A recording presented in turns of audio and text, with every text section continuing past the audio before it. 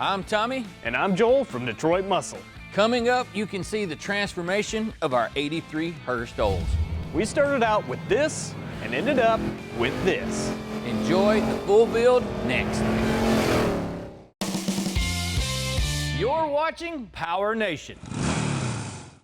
Now, we're not building a race car, but we are here at the racetrack to have a bit of fun. That's right. We're going to be addressing 4 main pillars of performance: speed, acceleration, handling, and braking. I bet it's going to be a little bit more like swerving on the handling side of things. Let's flip a coin to see who gets to drive first. I don't know. You take a break. You've been working hard. I got this. That calls me a loser.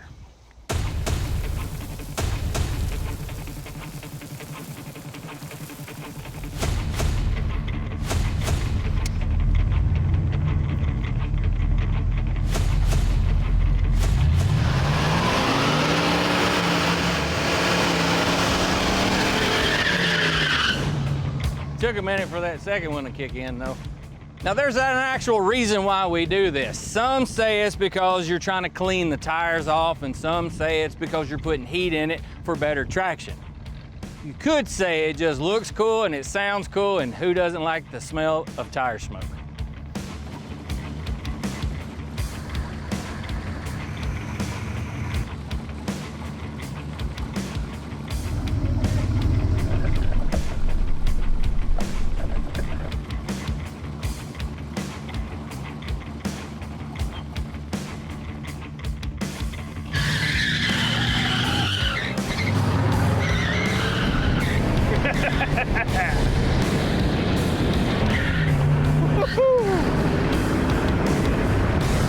Bucket list item, check. Now so far, watching this old run up and down the track hasn't been too bad. None of it was really impressive because it doesn't make all that much horsepower. But I have to say is once we put quite a bit more grunt up under the hood, well, it's probably going to be more fun than a night out square dancing. I don't know if that's good or not though, really, now that I think about it. We've moved on from the strip over here to the parking lot to continue our festivities of a good time. We're going to move on to the next phase of testing, which would be the handling. Now from the factory, these Hurst-Olds had a little bit beefier suspension than your standard Cutlass, including upgraded front and rear sway bars and heavy duty springs. But that stuff will only carry you so far. That 40-year-old technology, well, we're anticipating what that thing's gonna do is flip-flop back and forth around those cones. Well, there's only one way to find out. I'm riding with you. Well, that's cool with me.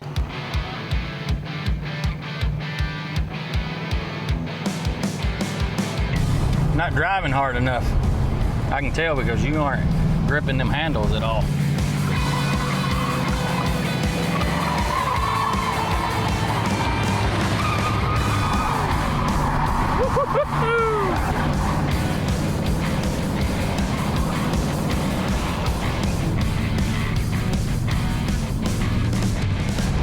You know, I need to try this one-handed.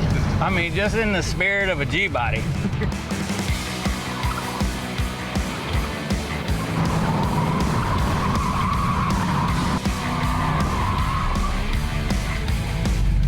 Not exactly what I wanted to do. I don't like these seats. It's like it likes you more than it does me. Oh yeah.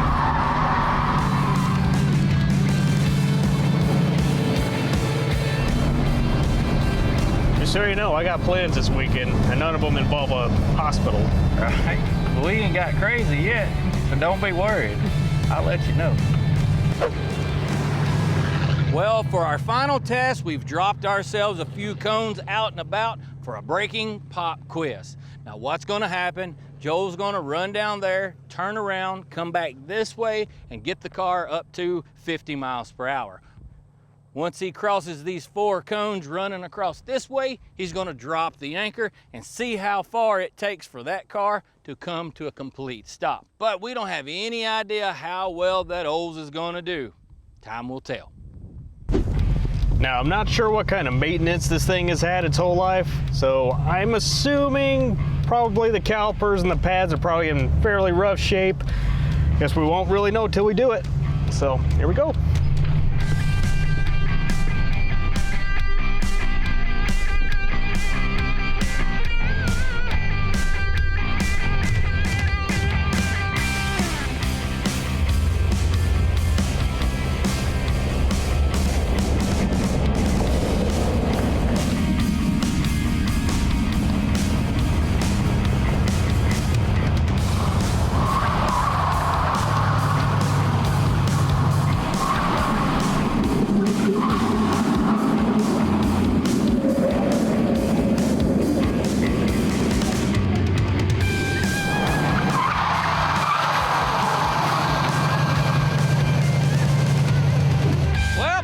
those 3 obstacle courses, pretty much the conclusion that we've got across the board is mediocre. Yeah, we definitely got a lot of work ahead of ourselves, but the aftermarket support on these G-bodies is pretty stellar, so we can go pretty much any direction we want. Well, after a day like today, I do believe we deserve a good cold something. What do you think? You're not wrong. Should have took your advice on that aloe vera. Yeah, you're gonna need some salve somewhere, buddy. You went from pale to pinkish. And I know better than that. That's the dumb thing. You know, bad decisions make great stories. Coming up, we break down our plan of attack and show off some legendary eye candy. That joyride exposed a few areas that need some attention with our Oldsmobile, but it's really not a surprise because it's simply a product of its time. At first glance, it's easy to see that an '83 Hurst-Olds definitely has a unique personality. The black body with the accents of silver and red stripes could lead one to believe it's a performer. But it falls a bit short. So we devised ourselves a plan, and we're gonna up the performance, attitude, and attraction. This 80s rocker is in need of a heart transplant. A few of you OGs are probably saying, oh, I bet they're gonna put an LS in it, and they're rolling your eyes. The LS engines have plenty of benefits, but we're keeping it Oldsmobile. This hopped-up power plant makes 500 horses and 540 foot-pounds of pure tire-shredding torque. And it's been operated on by some highly skilled hands, including that of Dr. Olds himself, Mr. Joe Mondello. The addition of this big block Olds paired with the curb appeal of that G-body is going to equal a whole lot of fun. One of the most iconic features of this G-body would have to be those lightning rod shifters. To discard those would be a disgrace. So we're keeping this thing an automatic. We're going to be running significantly higher than factory power. Therefore, we're going to need some reinforcements because quite frankly, that stock trans just ain't going to cut it. Overdrive is also a must. That way we can have the best of both worlds, performance and efficiency. The stock rear is a tiny 7.5, and to leave it under there is just a bad decision. It might handle the torque from that big block a few times, but it's not gonna like it very long. To withstand all the abuse that we plan to throw at this thing, we've decided a 9-inch was in order. We've got plenty of go fast goodies, so you know what that means. We're in need of some serious brakes. These drilled and slotted rotors paired with these 4-piston Wilwood calipers should definitely get the job done. Driving this thing around, it rode nice, and as far as cornering goes, well, it wasn't terrible, or was it? A Hurst-Olds has an upgraded suspension over a standard Cutlass, but as things normally go, they can always be better. Plus, this thing looks like it's sitting on jack stands. Altering the ground clearance would give it an attitude adjustment to complement the performance we're shoehorning under the hood. So, it's out with the old and in with the new. This setup will give us adjustability on all 4 corners, way better handling, all while retaining one smooth ride. As for the interior, cars of the 80s had a certain style to them. A word that can be used to describe them is plush. Overall, our interior is quite nice as far as condition goes. Deep red upholstery is common in the hot rod world. However, all velour, maybe not so much. This Hurst-Olds has lived a pampered and sheltered life, but the reflection has some imperfections. The graphics are starting to deteriorate and show their age. The paint is clean, but needs some serious TLC. But that's no issue. A little rubbing and buffing will rejuvenate that menacing vibe that these black cars are known for. All these parts laid out on the floor, coupled with some hard work, is our solution. When we're all said and done, we're gonna have ourselves a bona fide G-body that's gonna do it all. Steer, stop, and runs like hell. Sorry. Up next, we ditch middle-aged metal for some high-tech touch-ups.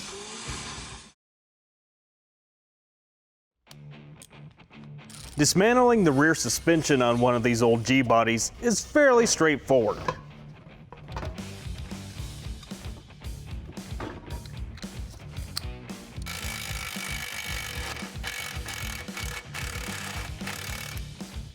You got a couple of stop lines to unhook, including the parking brake cable.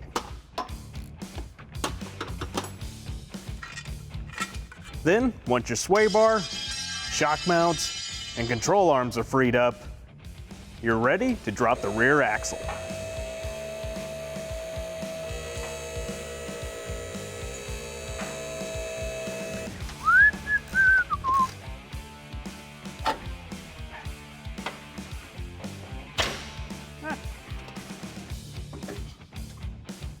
That's what they look like.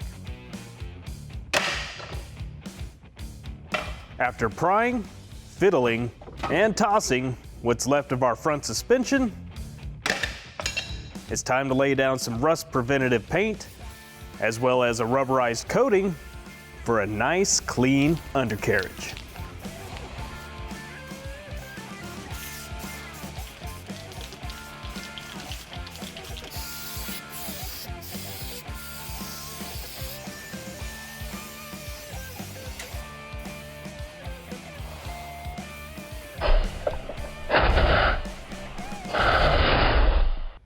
We've been busy with all of our suspension laying there under the floor. We gave the underside of our Hurst-Olds what I call a trucker's bath, and even sprayed on some black to dress things up a bit. After ripping through the cones in this old G-body, it became very apparent that an overhaul to the suspension was in order. There was often times when it felt like we were floating on a pirate ship in the middle of the Atlantic. Our solution was to try and find something that would give us the smooth operation of a luxury sedan, but the performance of a track car. This air suspension setup we got from FiTech gives us the best of both worlds. At the heart of the beast lies the monotube air shock with 24-position rebound adjustment to fine-tune your driving preferences. At the push of a button, we can lower the ride height for a lower center of gravity, or soften everything up for cruising down the highway. We also opted for the tubular upper and lower control arms for high-speed stability and steering feel. Lastly, these 2-inch drop spindles will tuck those custom black wheels up into the fender wells for a much more aggressive stance. To make room for our air suspension, a little slicing and dicing is required. This is to ensure there's enough space around the air shocks to inflate and deflate as needed. However, the new upper and lower control arms are designed to bolt right into place of the factory originals, making the installation of the drop spindles a total breeze.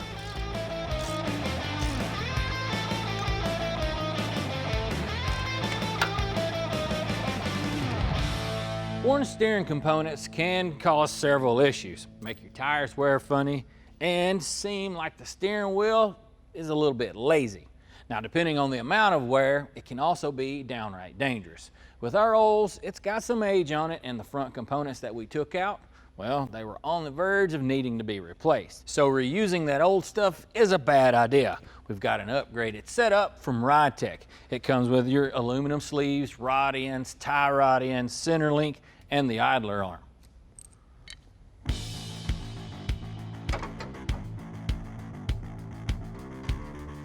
I'm all over the place, Mo.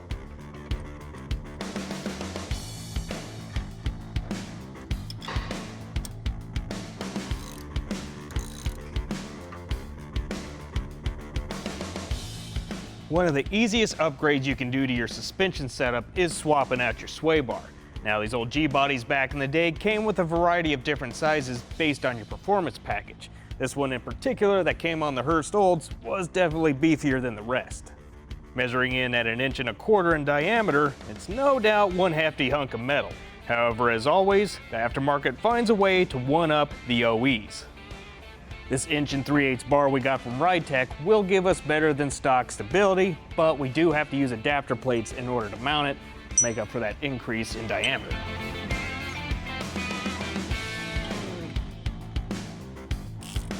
Once the adapter plates are bolted into place, The sway bar can be secured to its forever home. A couple zips with the impact on the end links secures outside stability. One of the last upgrades that we're going to be installing on the front of our Oldsmobile is some brakes. We got a full setup from Wheelwood, including their drilled and slotted rotors and 6-piston calipers that we found at Summit Racing. Once we get those on, well, we can move toward the rear. Coming up, we inflate the ego of our Hurst-Olds.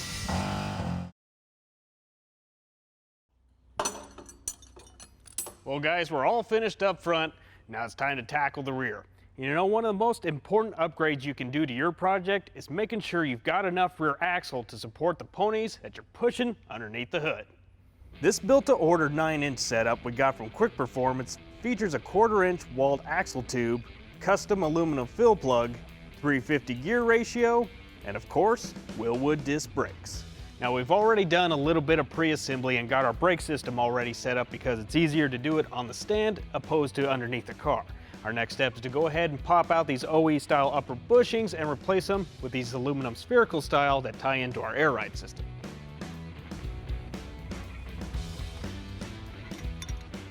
Pulling these rubber bushings will give us a number of advantages. The larger aluminized surface area gives the rear axle a sturdier foundation, allowing for less tire wear and more traction. With 540 foot-pounds of torque pending from our big block power plant, we'll need all the help we can get to keep this G-body between the ditches.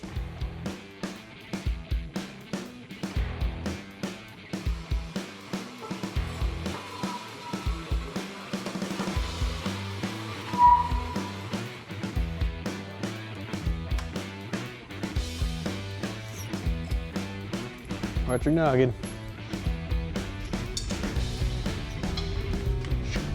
Come on with it.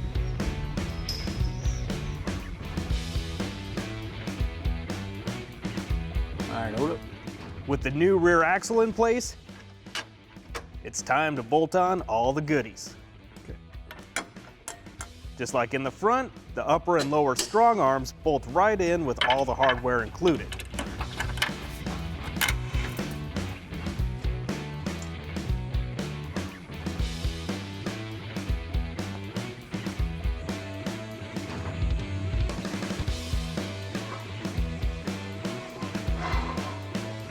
After a quick once-over that everything is high and tight, the car goes up for a tag team install of the new heavy-duty rear sway bar.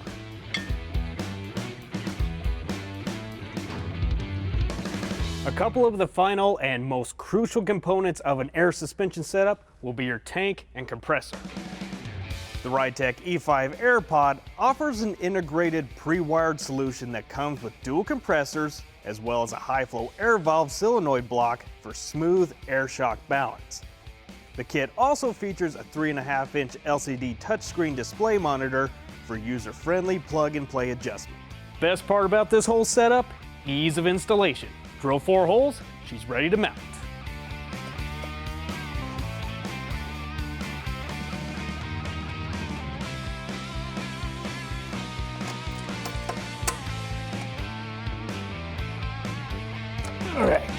Now there's a couple things you need to consider when you're deciding the final resting place for your compressor. Number one, making sure there's enough space around the compressors to reduce heat buildup. And number two, you want to make sure that the tank doesn't interfere with the hinges on the deck lid, otherwise it might not close properly.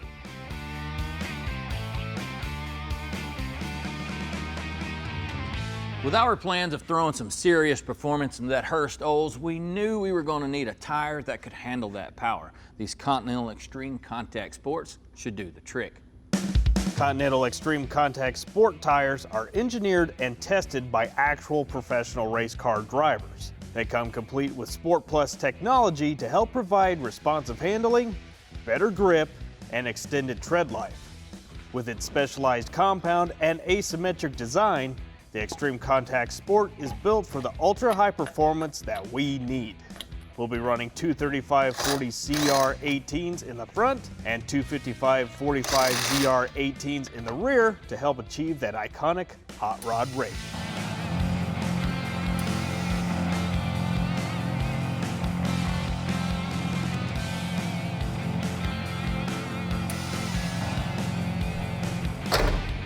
Well guys, we've definitely had some fun swapping this crappy old suspension out for that slick new air ride setup. And those tires and wheels really bring out a new stance and luster into this G-body. And of course, Tommy's not around for any kind of cleanup. It's hard to find good help these days. Today on Detroit Muscle, we get by with a little help from our friends as we polish and shine this retro rocket back to a showroom finish. Plus, we slap on a new decal kit to help turn back the hands of time.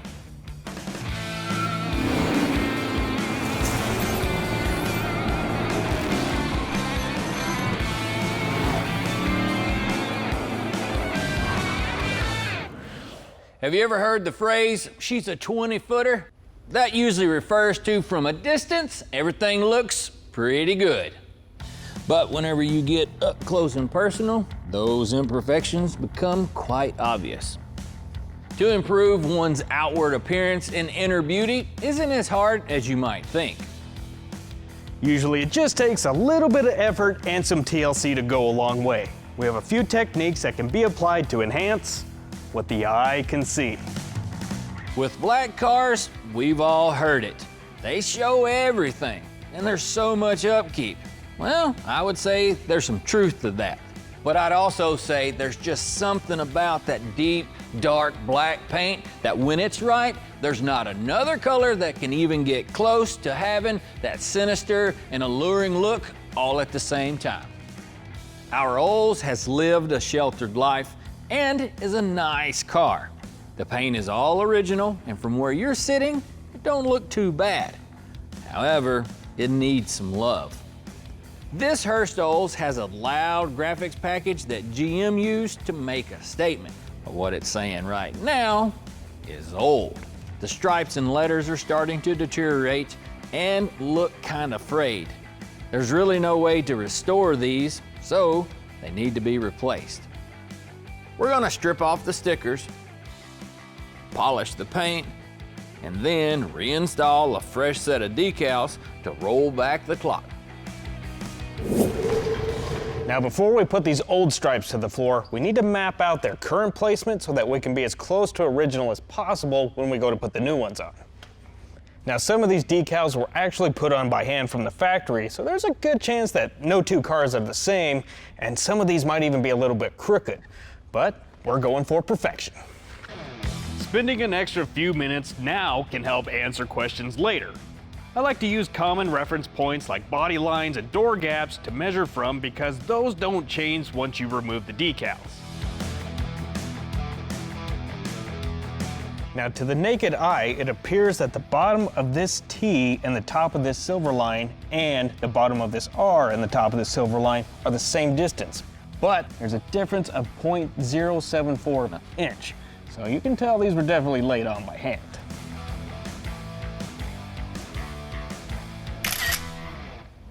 To get rid of the stripes off the side of our Hurst-Olds, there's a few ways that a person could get the job done. I'm going to refer to a chemical, thermal, or mechanical way. Now, if you're looking to use some solution to take those off, there's a couple things that you should keep in mind. One is you want to make sure that the solvent isn't so strong that you actually will remove or soften the paint that you're trying to save. And it's a good idea to use some protective gear because too much exposure can ruin your day. Now, the other way you can do it is with a thermal direction.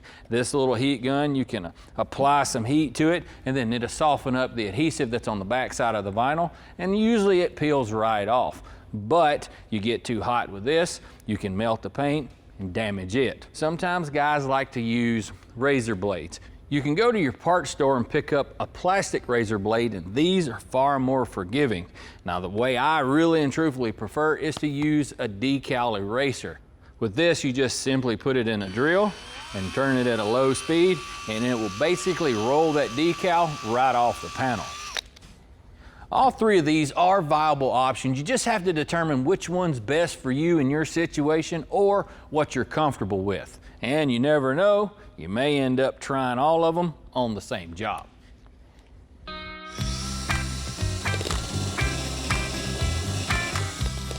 Before you just grab one of these and get to spinning, you need to know what you're dealing with. Older enamel paints are much softer than newer urethanes. So special care and a delicate touch can help prevent damage to the surface of the softer materials.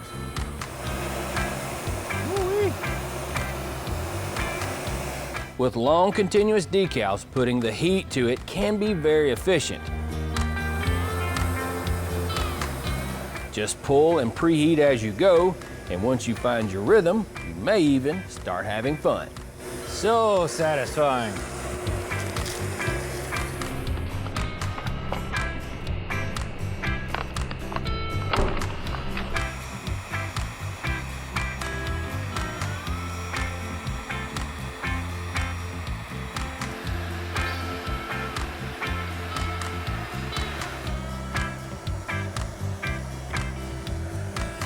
Well, Joel's finishing up taking off our final piece of pinstripe off of our Oldsmobile. The next step for this thing is going to be a day at the spa. We're going to be rejuvenating the paint to improve its reflection. Up next, our pals from Sonac stop by to help us get cut and buff.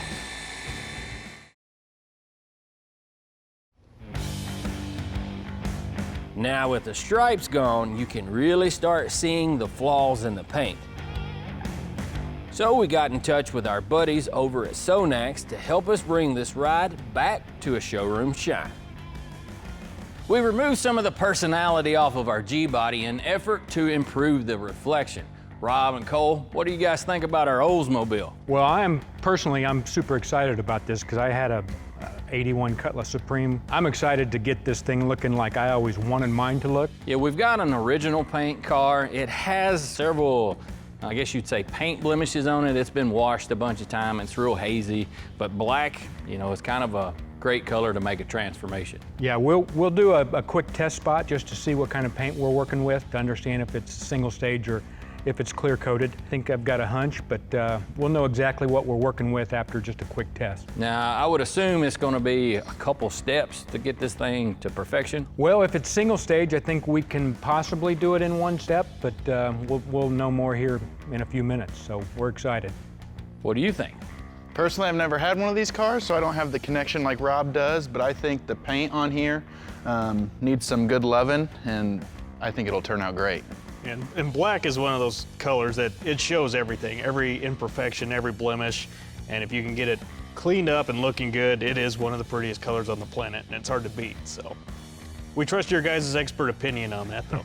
Nothing like a black car that's clean and shiny. Yeah, we know that the car is going to have a few, you know, things that can't be repaired because it's an original paint car and it's got chips and that kind of thing. We just know it being what it is, and with kind of the look that it has, it's going to be daylight and dark different when we're done. It's got a little gray hair. Hey. No need to be poking at me, okay? Well, what's the first step you guys want to get into? We'll test it, probably clay disc it, just to remove all the imperfections that are in it, and then we'll get to work and making it shine. You gonna need help? We're gonna need a lot of help. All right then.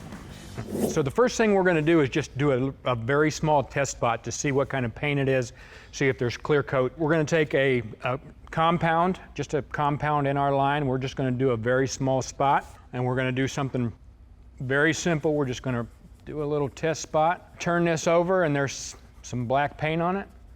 There is no clear coat on this. People just don't know if it's a single stage or it's been clear coated. Very simple way to find out really, really quick.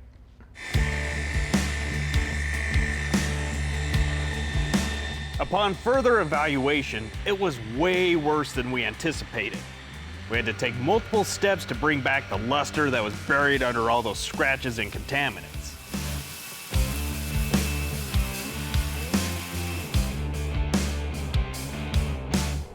When you have a difficult task like this, the easiest way to cram more hours into the day is to throw more people at it. You can tell we're moving in the right direction because progress is being made. Man, Cole, you do some good work, my man. That's just with a clay bar too.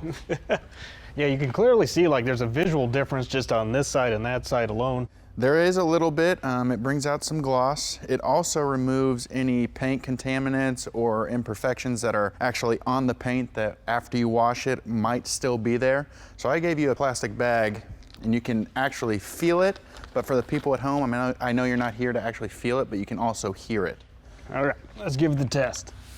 So it kind of feels like sandpaper, sounds like sandpaper. Right. Yeah, you can definitely tell where the line is of like you said, it's kind of a sandy grittiness, and then it's just like, whoosh, yeah, like a nice smooth surface. Right. Very well done, my friend. Thank you. Well, I'll get back out of your way so you can finish your work. Absolutely.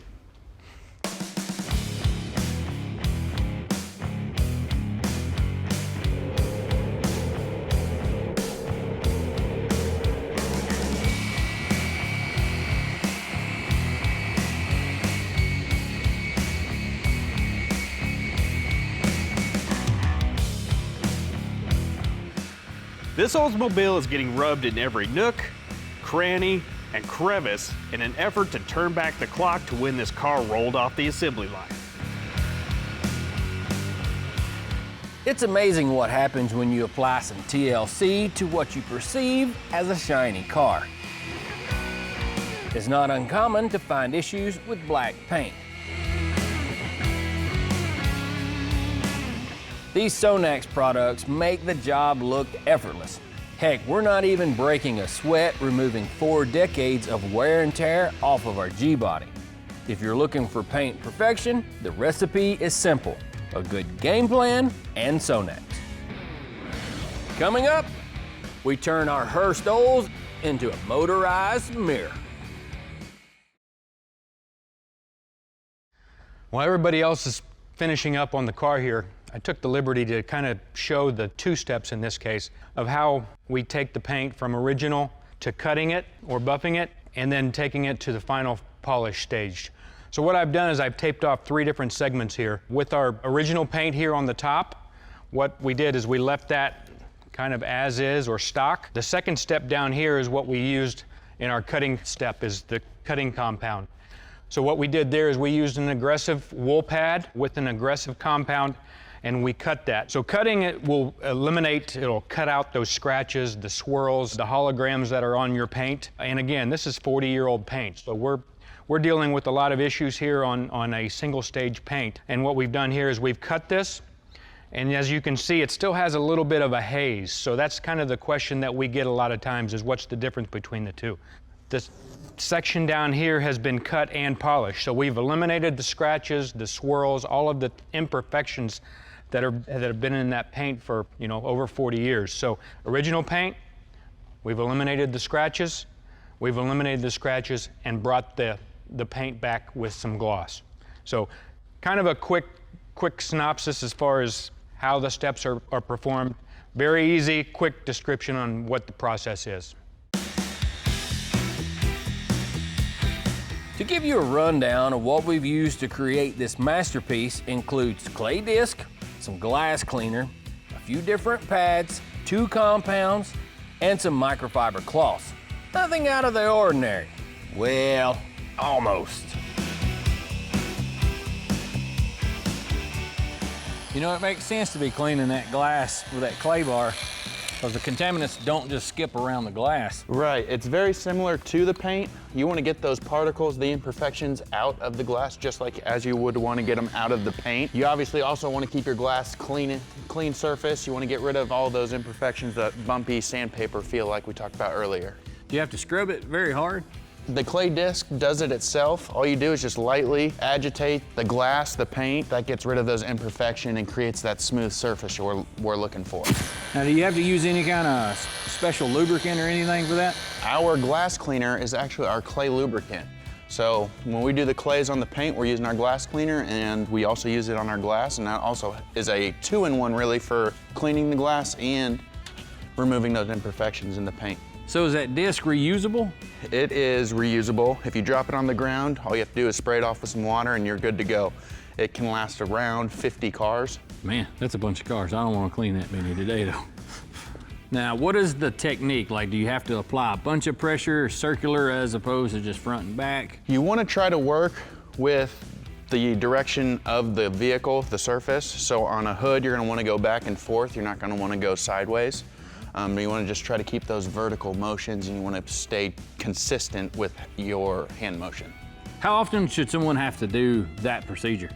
It really depends on the condition of the paint of the vehicle itself. If you're going to put on a long-lasting protection, I would do it no matter what, just to get the most durable and the most clean a vehicle can be before you put on that durable protection. Because what you're trying to do is to remove those contaminants before you put that coating on top of it to get it off the paint and not sandwich it in between, right? Correct. You are trying to get the paint, the glass, as clean as you physically can. That protection is bonding to the paint, and if the vehicle's dirty, if those imperfections are still on the paint or on the vehicle, it's going to be bonding to those imperfections instead of the paint surface. Can you use that pad on more surfaces other than paint and glass? Yeah, it's safe to use on the whole exterior of the vehicle. It's not going to damage anything, and it's just going to help get those imperfections out of the surface. I've used those before, not saying I shouldn't have done a better taping on the vehicle that I was painting, but that stuff helps to remove overspray on glass and painted surfaces. It does, and I will say the one nice thing about the clay disc as well is that it's a Velcro backing, so you can attach it to a polisher and you can knock out a car in 10 minutes. I was just curious, is that window gonna be way more clean than this window? This window's gonna be way more clean than this window.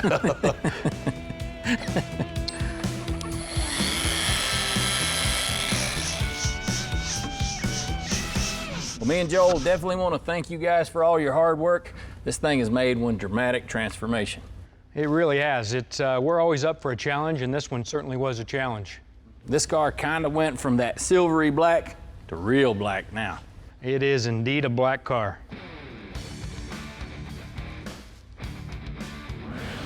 Up next, we stick it where the sun will shine. We've got our Hurst-Olds all shined up, and it's easy to see that it has a good amount of glamour right now. We're finally to a point where we can add on a crucial component that gives this car its identity. And you know, it's truly amazing how much a cool graphics package or some classy pinstriping can really boost the personality of a ride. Manufacturers have been using decals to dress up Detroit muscle for generations. Billboards, stripes, and engine sizes, just to name a few. What we have stretched out here across the table is a life-size decal kit similar to what you would find in a model car box that we picked up from Phoenix Graphics. Now, a few of you guys may be squirming in your seat from all these pieces of vinyl that we're going to have to stretch down the side of our Oldsmobile. But we've got a few tips and tricks that we're going to show you to ease that strain. The first order of business, though, is getting that car clean. What we're looking to remove here is dust and debris because you don't want any of those particles to wind up under your decal. A couple of quick spritz and a wipe with a microfiber and you're ready to go.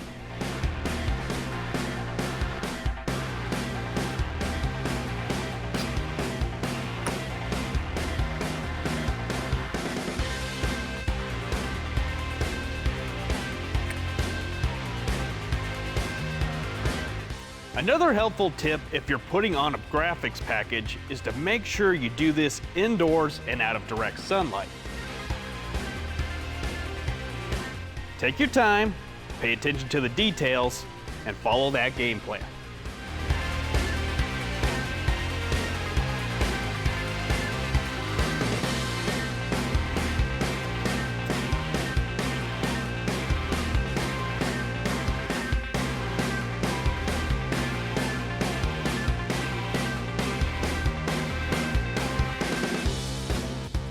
Now, whenever you apply your decal, one thing it's kind of wise to do is come in, kind of equally mash it to the car. If you was to take the spreader and just kind of pull it across there, sometimes what happens is it rolls all that excess vinyl here to one end and it causes it to bunch up, and that will create a little fold or imperfection into the decal. So once you mash it to the surface, then it's usually safe to come back and really rub it down.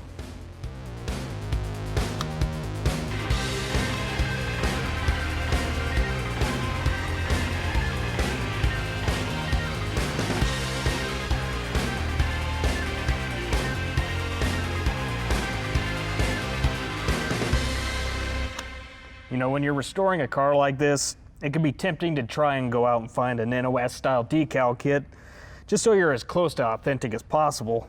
But the problem with that is that the adhesive is probably a little bit dried out and crusty, and it's probably a little bit discolored too. So if you can find a nice reproduction decal kit like this from Phoenix Graphics, man, I tell you, the final product and the longevity, it's worth its weight in gold.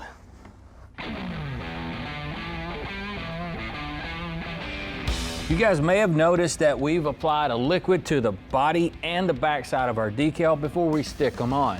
What that is some application gel. This gives us the ability to kind of wiggle things around to that sweet spot before we stick it to the surface.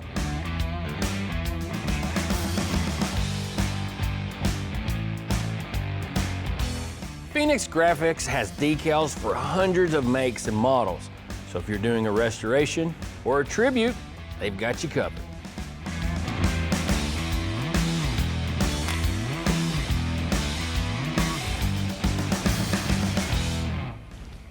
Man, oh man, talk about time well spent. And you know, for 40 years old, this middle-aged muscle has a reflection that's reminiscent of its youth. Now, is it perfect? By no means is that a yes, but we knew with some TLC that it would make a dramatic improvement. Now, if this project has also piqued your interest, well, the fun has just begun, but we're done for the day.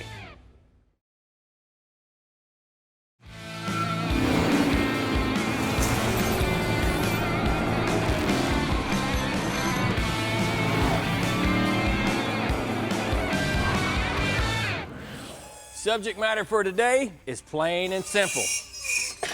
That would be power. So it's out with the old and in with the new. That's right, and as many of you know, there's no replacement for displacement. And we've been saving this power plant for a very special occasion.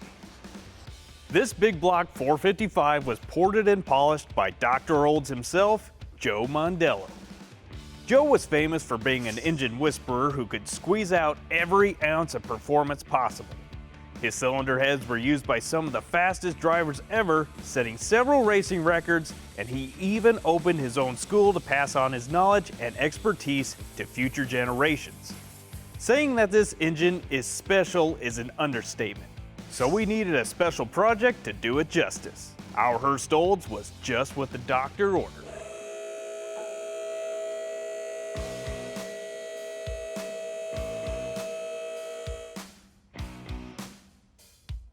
We had a lot of rusty hardware to remove before yanking out the old engine and transmission. And that's where Deepcrete comes in. Exhaust manifold bolts are notorious for being difficult to remove. Usually they seem to twist off, and man, they can be a pain to repair.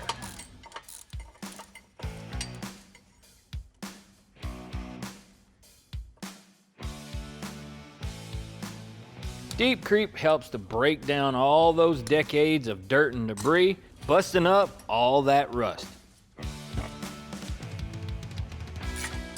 Even if you have to use a torch to heat up these stubborn bolts, Deepcrete won't dissipate when exposed to high temperatures. It's made from powerful petroleum ingredients and won't damage polymers, resins, or deteriorate plastics or ruin any rubber gaskets. It's safe on paint and even removes road tar. It's non-corrosive and VOC compliant. Deepcrete is fast, safe, and reliable no matter your project.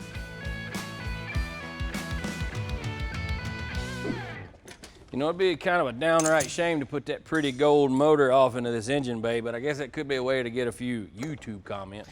I tell you what though, I think we lucked out. There's not a whole lot of rust or anything like that, and it's not even really greasy, it's just dirty. Yeah, it's gonna take a little rubbing for sure to get it cleaned back up, and it's kind of necessary. Pressure washer does most of the work though, that's the best part. Let me get this engine out of the way. For the most part, this engine bay wasn't too dirty. It just needed a quick pressure wash. With a little bit of elbow grease and a quick spray of some Sonax engine cleaner, I was able to shine up this middle-aged motorhome to match the shiny Olds big block we are throwing under the hood. We put a lot of effort into restoring the finish of this Hurst-Olds, so it only made sense to have that look carry over to the rest of the car.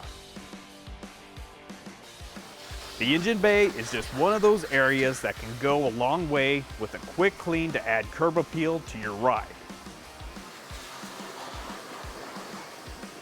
Luckily, it was in good enough shape that we didn't need to paint it.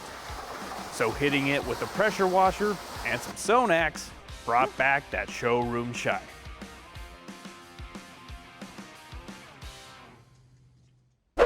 With all the grunt that our new engine is going to be making, that old transmission that we pulled out isn't going to cut it. What we removed is a 200 R4. It's not necessarily a bad transmission, it's just considered light duty. Converting over to a manual really isn't an option because we have to retain that cool triple stick lightning rod shifter. If you're looking to do an automatic overdrive conversion, there's several numbers that you'll hear, like a 700 R4, a 4L60, a 65, a 70, and an 80E. To choose the best one for your application, well, there's a few things that you should consider. First off, let's talk about size. The case of a 700 R4 is somewhat slimmer, and usually these slide right into place into those older vehicles without having to modify the tunnel. With the newer style 4L65 and 70E, the case is a bit more bulky, so you may run into clearance issues. If you go with an 80E, you better plan on doing some cutting. A lot of us like modern conveniences like fuel injection, and if you're running drive-by-wire, an option for you could be a 4L60E. They require electronics for it to operate correctly, and they can be tuned to accommodate your driving style. If you wanted to use a 700 R4, it can be a little bit complicated because it uses a cable to regulate the line pressure, and this right here is supposed to be connected to your throttle blade. If you have wires in a throttle motor, there's really nothing to connect this to. The next thing you want to consider is how do you plan to drive your speedometer. The 700 R4 has a mechanical drive and would use an old school cable, whereas the others all have a speed sensor. This is just a few of the pros and cons of automatic transmissions out there. And as always, it's a good idea for you guys to do your homework to figure out which one works best in your situation. For us in our Hurst-Olds, well, the choice was pretty simple with us running that retro power plant. We're going to use this 700 R4 SS from Monster Transmission. It's built to complement engines producing up to 650 horse and 600 pound-feet of torque. Their kit comes with everything needed for installation, including converter, fluid, cooler, and so on. This is also just a drop in a bucket of what they offer. They can build you anything from mild to wild. Coming up, we add some real thunder to this lightning shifted ride. Slow down.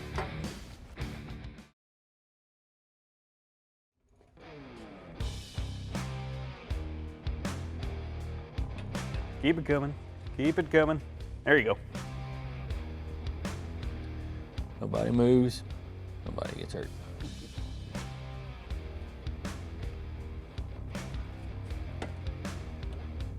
It's cool sounds. Fits like a glove. Fell in. Bingo. Think she's gonna fit? Oh yeah, don't have an option. Hey, look at that. And there's the other one. You don't want to start this converter dry, so dumping in a quart now is what you need to do. Be sure to give your torque converter a couple of spins until you feel it fall into place to make sure it's engaged to the pump. Oh yeah, that's it. Gerald, need your help.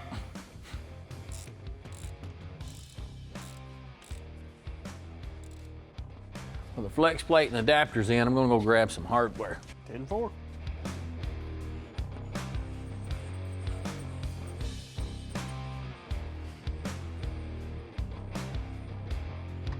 Slow down. We're gonna have to tilt that dude.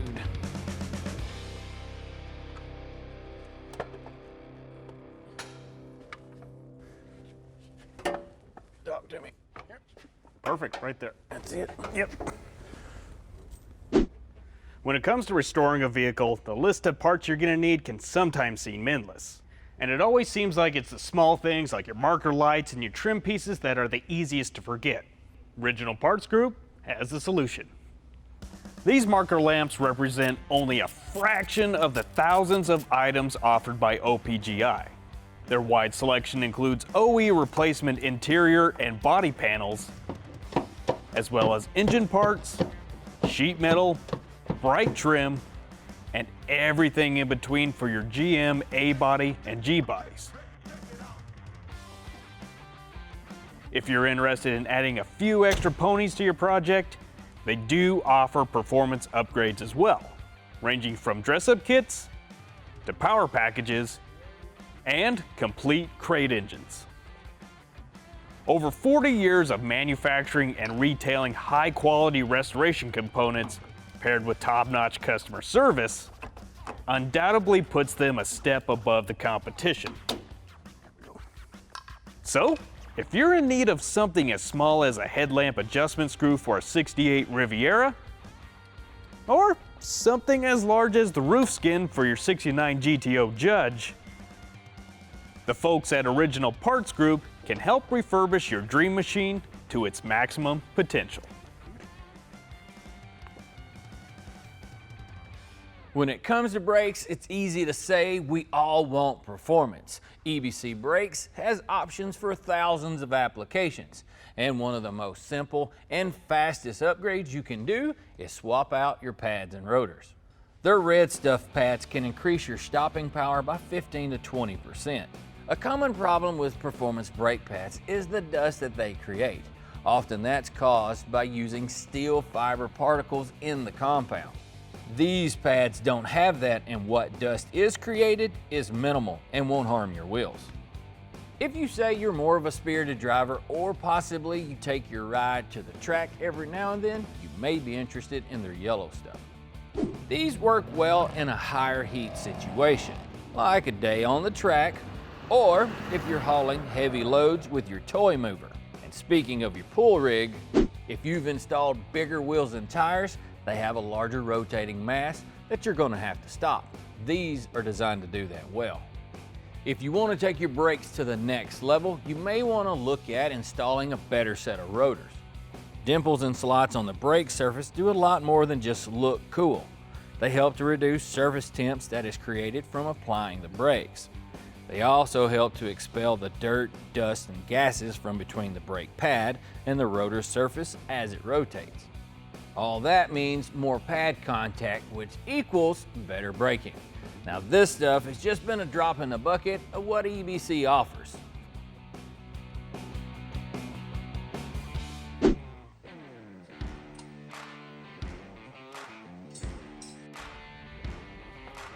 You know, guys, it really doesn't matter if you're a weekend hobbyist or an ASE certified mechanic. There's just something about using a professional quality tool.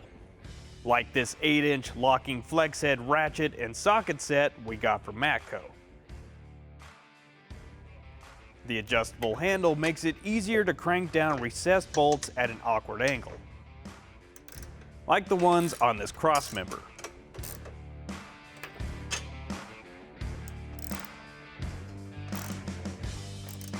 Its spline drive provides a universal fit to cover multiple fastener head types for a lot of different applications on your project.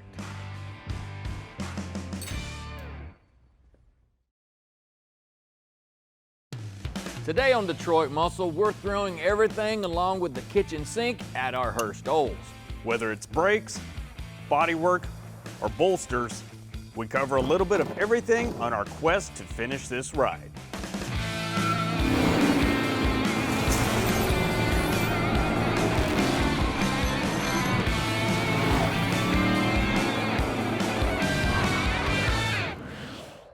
Hey guys, welcome to Detroit Muscle. Today we've got a hodgepodge of subjects that we're going to cover to help you with your project. Now each one of these that we take care of gets us a step closer to being able to hear this thing sing and let the smoke out of those rear tires. So if slick paint, pedal response, fuel injection, and a cool place to sit down piques your interest, you'll want to stick around for this one. Well, we ran into a slight hood clearance issue with that new power plant that we dropped in our Hurst-Olds. So to solve that problem, we went to Summit Racing and found this Goodmark steel cowl induction hood that's actually designed for a G-body Cutlass. You're probably thinking that I'm just going to get after rubbing that thing down with a red Scotch-Brite, but I prefer to clean the surface before I do anything. This helps remove any kind of contaminants that could be on there from manufacturing, shipping, or even moving it around in the shop. A couple of different ones, some glass cleaner and wax and grease remover will go a long way whenever you go to start spraying.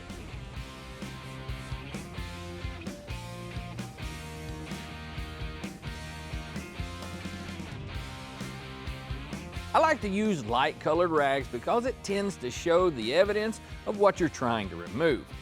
So when you're finished, if the rag looks clean, your surface probably is too. Now I'm going to scratch this thing up a couple of different ways. First, I'm going to start with a block and a piece of 400 grit paper. Then follow that up with a red scuff pad. This will help to remove any small imperfections from the surface to help ensure a slick finish. You want to make sure to select the correct grit for your sandpaper for the task you're trying to achieve. If you go too fine, the paint may not adhere to the surface. If you go too coarse, well, the scratches can shrink back and show in the finished product. That should do it.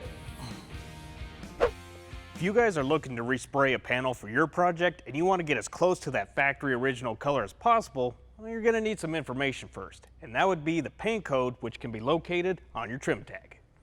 Depending on the manufacturer, your trim tag can be located in a variety of places, ranging from door jamb, glove box, deck lid, firewall, or like in the case of our Hurst-Olds, on top of the cowl just below the windshield. Your paint code can also be cross-referenced by your vehicle identification number. What we're going to be spraying on is some base coat, clear coat. That Oldsmobile from the factory came out with lacquer. What we're going to be using is urethane. We're going to spray urethane because it's a bit more durable and it sprays and covers better than that lacquer. There's a lot that goes into painting. Paint technique, material you're spraying, equipment, and so forth. Is all this required? Well, a lot of it just helps ensure a better job. I've seen some hot rods sprayed in a homemade paint booth that turned out pretty awesome. My suggestions would be, go for it. You may end up enjoying yourself. While I'm waiting for that to flash off, I'm going to clean up my gun and mix up some clear, and it should time out just about right. Now a little tip for you guys, because everybody wants that ultra slick finish, that would be is to mix in on your last coat of material the next step up or slower evaporating thinner. What that will do is that allows the paint to kind of flow out a little more, and that usually means a slicker reflection.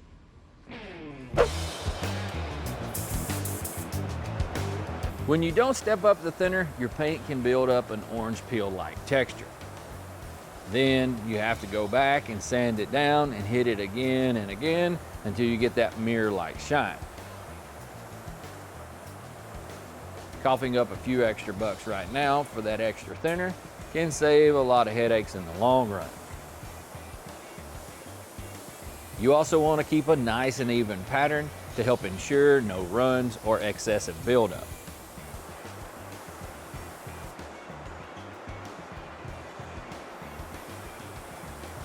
Painting takes patience and practice, but when you do it the right way, the proof is in the pudding. For no more work than that was, this thing turned out pretty slick. We still have a few pieces of trash here and there, but we'll have to nib that out a little later on. Coming up, we do a swap, add some swag, and power up. Now the next thing that we're gonna tackle is the fuel system. A while back, we took our Hurst-Olds out for a hot lap and we topped off the tank, and what we noticed, this thing was leaking. A fuel tank can rust from the inside out and the outside in, and trying to repair one of these can be a little bit tricky. So we went with a simple solution. We went to Rock Auto and picked up an OEM replacement tank. What's great about this is, one, it will simply bolt right into the car. No cutting or fabbing is required to install it. Also, this thing is nice and clean. We don't really have any idea what the condition of the inside of this tank is, and with us running fuel injection, we don't want any problems later down the road. Whenever you're removing the gas tank, be sure you're in a well-ventilated area. Overexposure to fumes can make your head spin. Plus, they are downright dangerous. And it looks like our suspicions were right. We've got some floaters in the bottom of the tank. The fuel gauge in our Oldsmobile wasn't working, but we noticed that when we were installing that suspension that the ground wire was dangling beside the tank. So we just assumed if we would connect it that this thing would work. Now to verify that it does work, I've got a simple test for you, just in case you have one of these that you're working on at your place. You'll need a multimeter to do this, and you'll just simply turn it to the ohm setting. What you'll want to do next is touch one of your leads to the post and then the other one either to the ground strap or the top of the sender. You'll have to actuate the float from, say, empty to full or full to empty, and what you're looking for is a change on your screen. Now this particular one should sweep between 0 and 90. It can be a little more, a little bit less, but you're just looking for those numbers to change.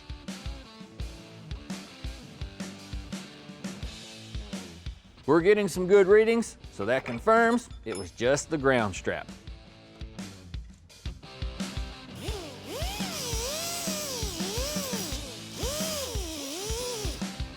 So with a little fab work and a few inches of wire, we can call this thing fixed.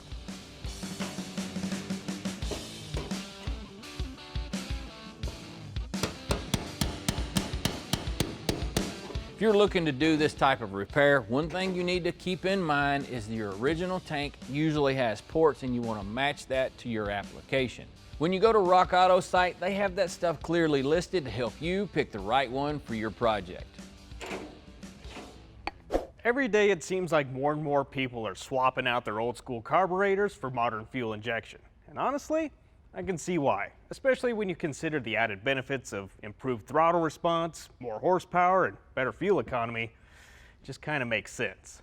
This Go Classic fuel injection system we got from FiTech uses their patented forced fuel technology to quench your vehicle's thirst with easy plug-and-play installation and versatile mounting options. This FiTech setup uses a throttle body that maintains a classic carburetor look with fuel injection performance. It's designed to hide injectors and ECU for a stealthy impression along with a nice, clean engine bay.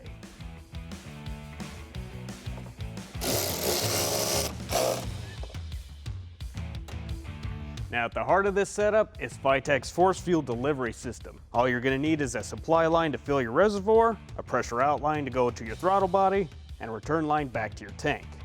Now if you don't have a return line running back to your tank, you are going to have to plumb one in for this setup. And as far as wiring goes, all you're going to need is a key hot to your positive terminal and then a ground to complete the circuit. Alright, next thing is our coolant temperature sensor, which also comes included with our FiTech kit. Included is a 1/2-inch MPT adapter that ties directly into our coolant passage on our intake.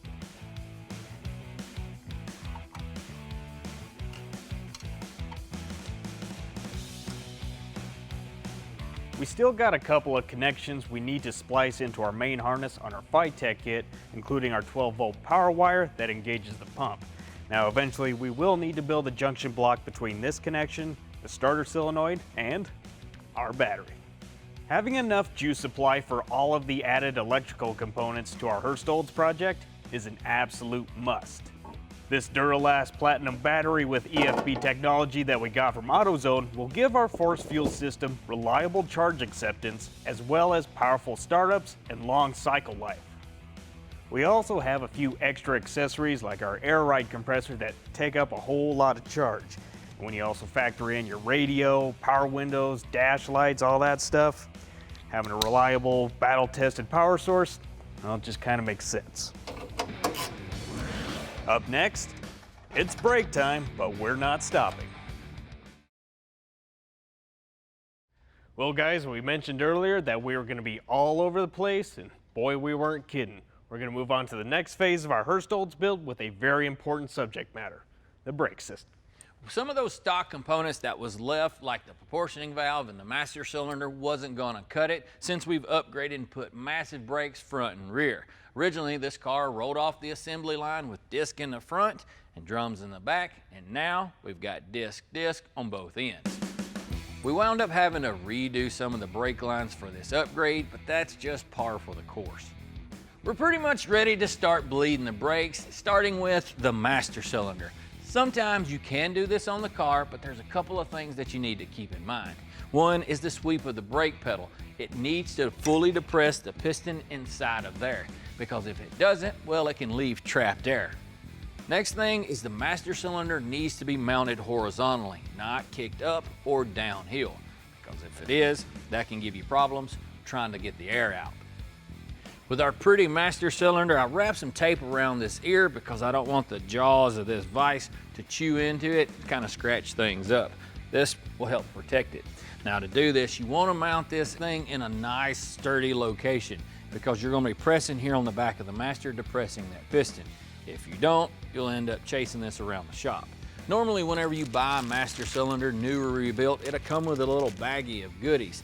You're going to be using this to bleed that master. Then connect the tubes to those fittings, bend them over, off into the reservoir.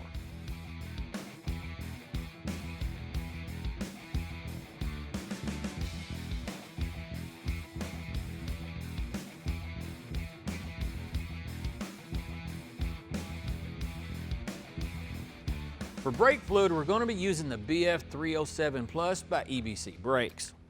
This is a high-end .4 brake fluid that thrives in high performance and racing applications, where brake systems operate at much higher temps. You can use this in several applications. You just want to make sure if your vehicle already has fluid in it that you flush it out to maximize this stuff's capabilities.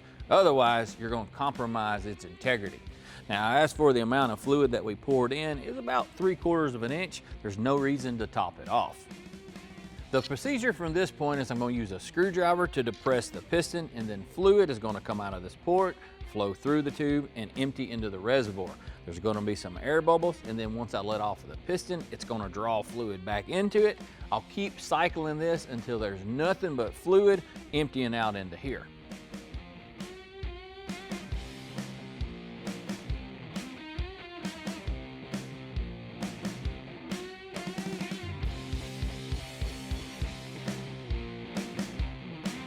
You want to make sure that you completely compress that piston, otherwise you may have some trapped air.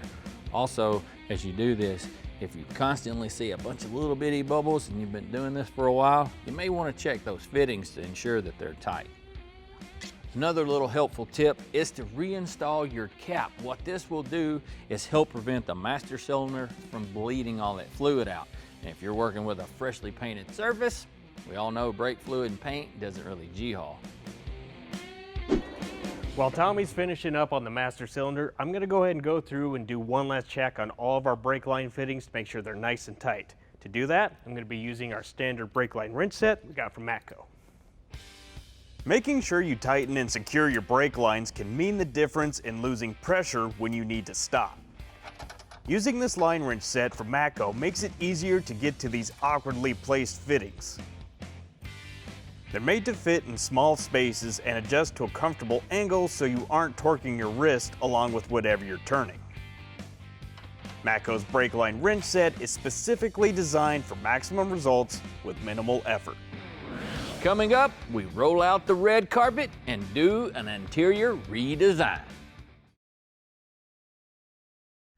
The next subject that we're gonna conquer is gonna be the interior. Now with what we started with, really wasn't all that ripped up, but it needed some attention. We want this thing to be a well-rounded project with performance and style from front bumper to back and inside and out. So it's time for an update. We wanted something that had the style and appeal of the original velour interior with a modern twist. So we got a hold of our buddies at TMI to help bring that vision to life. Can't wait to see these. Come on in here, boss. Been waiting for this day, not gonna lie.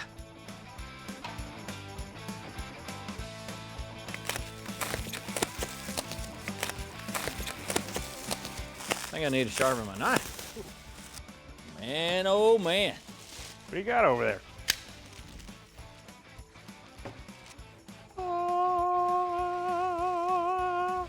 It's like Christmas.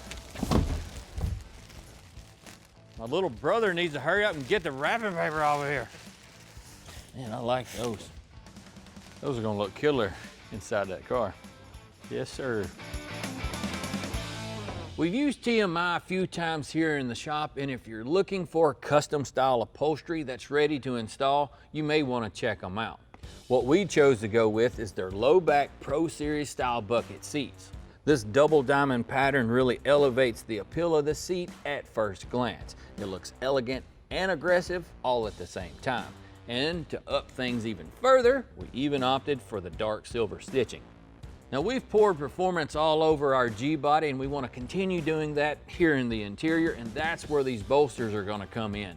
When we took this thing to the track, well, we learned that what we had didn't have much of it.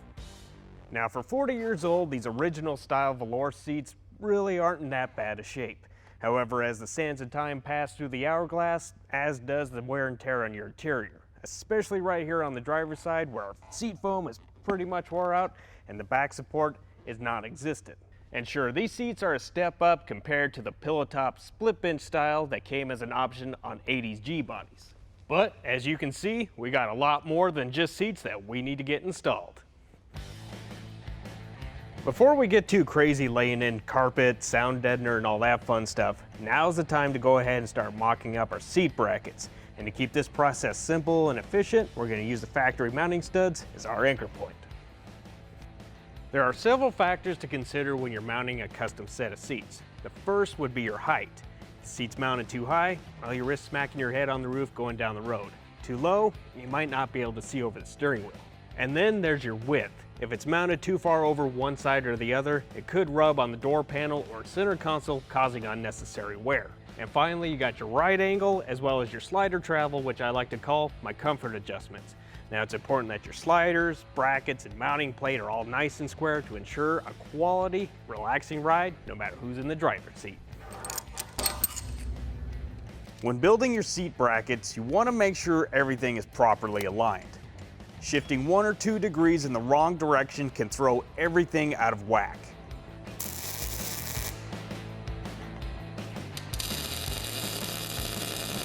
Once your measurements are good to go, you can just spot weld the brackets into place and you're ready to line it all up. Sometimes these things can be trial and error, so it may take a few attempts before you get it dialed in. Feels good. Plenty of adjustment. I think we're ready for some carpet. We picked up some restoration components from Original Parts Group to doll up the interior on our Oldsmobile. We didn't realize how bad our original carpet was until we compared it to this new one. Changing out your carpet is an easy upgrade, and it's a big bang for your buck because it doesn't cost you a whole lot of money, don't take a whole lot of time to install, and it can drastically improve the appearance of your interior. However, I would suggest you to get a molded unit, kind of like this one that we got from OPGI, because it makes installation way easier. This interior we got from OPGI is heat pressed and precisely molded into a high quality G-body floor pan die. It's manufactured from 100% nylon for a durable and long lasting carpet.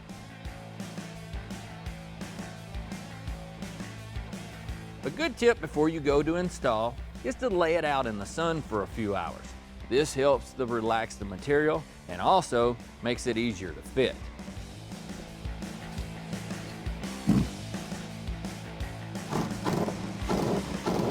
Once we got that and our center console locked into place, we popped in our new seats and put the icing on this red velvety cake, taking our Hurst-Olds from a worn out ride to a rejuvenated retro rocket. Our carpet from OPGI gives our Hurst-Olds a long overdue upgrade that will last for years to come. If Barry White were alive today and narrating this footage, he'd say, "Oh yeah." Those TMI seats matched with that OPGI carpet look like you're riding on a plush red cloud that you'd take on a road trip anywhere and stay comfy for miles and miles.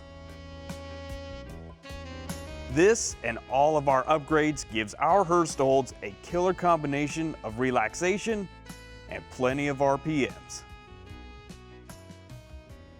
Man, we have been all over the place today, but all that hard work just means we're about to have a good time. Well, variety's not necessarily a bad thing, and it's all forward progress that's gonna get us across that finish line. What do you say we put the trophy back in its case and call it a day? That is a darn fine idea. Today on Detroit Muscle, we ignite the power plant and drop the hammer on our Hurst-Olds, making a few hot laps to declare victory.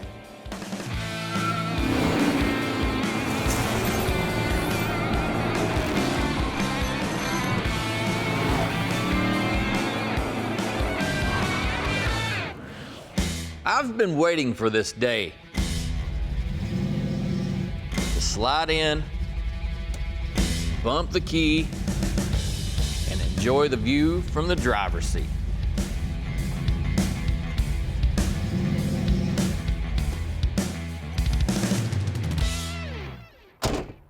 Today's the day that we finally get to reap the benefits of all of our hard work. Guys work months and/or years on their projects, and we finally finished with ours. Goal for today is to enjoy ourselves. We got a cool car, wonderful weather, and some T-tops, so that shouldn't be hard to do. Now this Oldsmobile may look the same from where you're at, but it's got a total different attitude. We're gonna wind up at the track, but for now, we're gonna soak up some good times.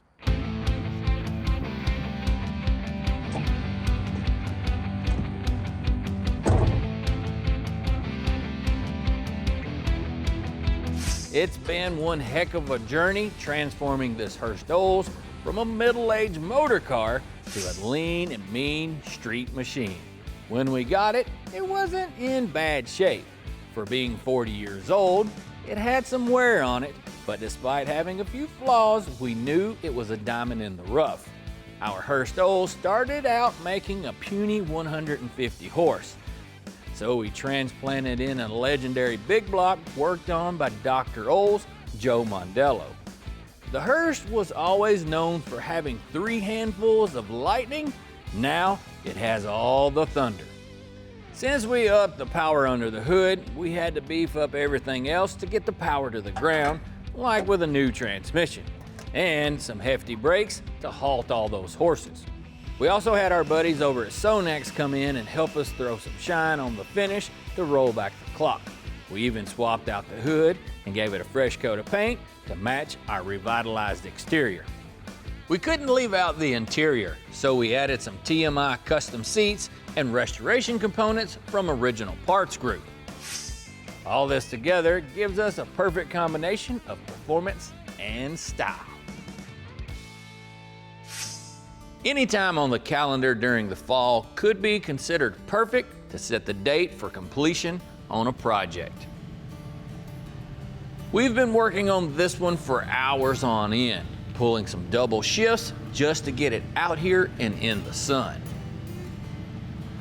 It's funny how the sensation of the wind in your hair and the sweet sound from the song of the exhaust flowing out of the pipes can make you forget about all the blood, sweat, and sacrifices one can go through to build or create something that you're proud of. If you haven't ever had the opportunity to participate in something of this magnitude, you don't know what you're missing. It can give one a sense of accomplishment and recenter them as a person. The reflection of the journey to this point is now in the past, and what's in front of them is purely an open road. And it's up to them to choose the direction they want to go and how fast they want to get there.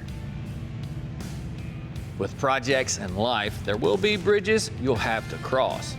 And my tip for you is there's nothing wrong with some planning, and don't forget to enjoy the scenery. Whew, who's that being all philosophical? This is a car show.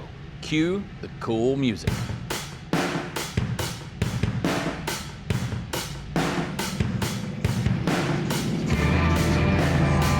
Just down the road from us are some friends that like to have a good time. Here at Etheridge Motorsports Park, there's one thing for sure. Here on Friday and Saturday nights, there's plenty of folks who are ready to crank it up.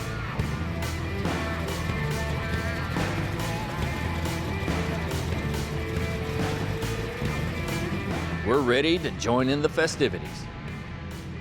You could say that there are some attendees who are dressed for the occasion. We all have a similar thing that we want to do. That is, go fast and look good doing it.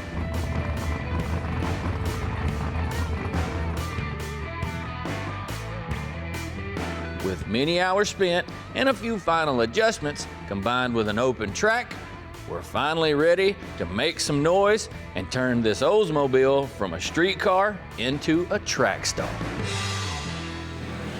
Up next, we get slick and burn some rubber, leaving only a trail of smoke.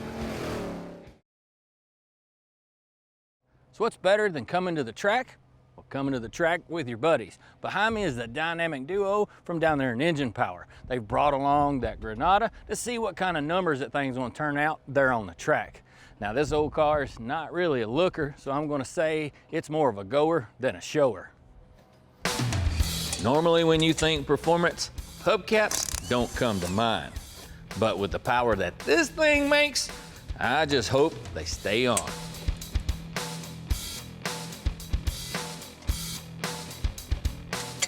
Them old fellas just strapped on a new set of slicks on the back of it and uncapped the headers. It's gonna make significant more power than it did before. That thing's got another healthy shot of nitrous on it too. I'm pretty anxious to see what this thing's gonna, put on the wall over here.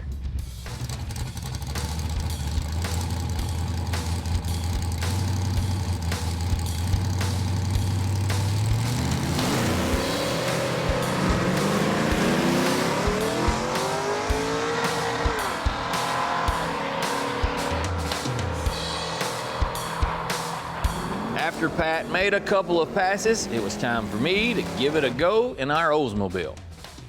I'm by no means a pro driver, but I do enjoy stomping on the throttle. This Olds makes close to 550 foot-pounds of torque. Combining a number like that with a street tire usually means significant slippage. Well, it didn't hook. We knew that basically from the beginning, but it's just kind of fun to launch it down the track with those street tires on it. After putting those sticky mickeys up under the back side of this thing, it's gonna be a completely different story. Now, cool thing about this car is it's got a pretty good sized trunk in it. Those things can ride to the track with you. Next thing you know, you jack the car up, reskin this thing in the back, make it hot lap. There's nothing wrong with having a track car, but I'm a way bigger fan of having a car that is track capable. Swapping a couple of tires isn't that big of a deal. To me, being able to drive it out and grab a burger and raise a little cane, you get the best of both worlds. Now this swap is very basic and will absolutely help our traction problem, which will directly improve our ET. I would also bet with a little more tweaking and tuning here and there, we could drop our time even further. This old helmet's been through quite a bit. A few cars smashed, a few cars trashed. Most of all, it's been a whole lot of fun. This by no means is a race car, but I have to say, now it looks like it could be. To say that the sensation of this fire-breathing, dinosaur-burning, old-school power plant vibrating through the car is pegging my meter, well, that's an understatement. Once this light turns green, we're going to see how much more fun this ride is going to be.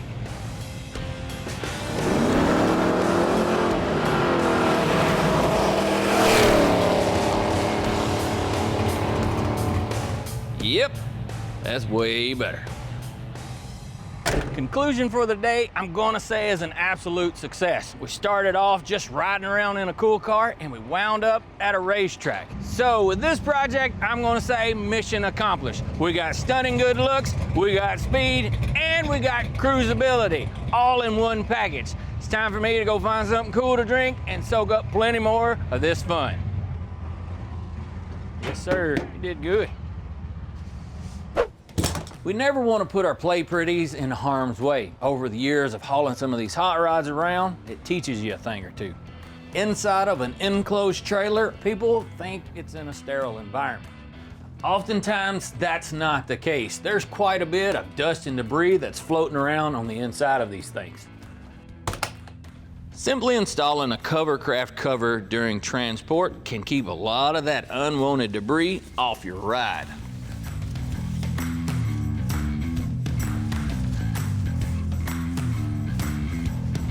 A lot of us go to great lengths detailing our pride and joy to show them off.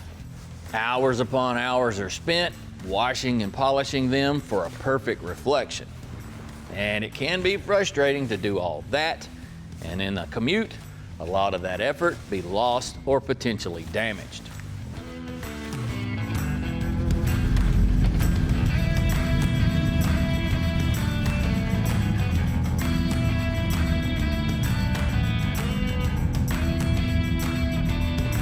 And just a few seconds spent installing a high-end cover like this one from Covercraft can have you show ready when you're on the go.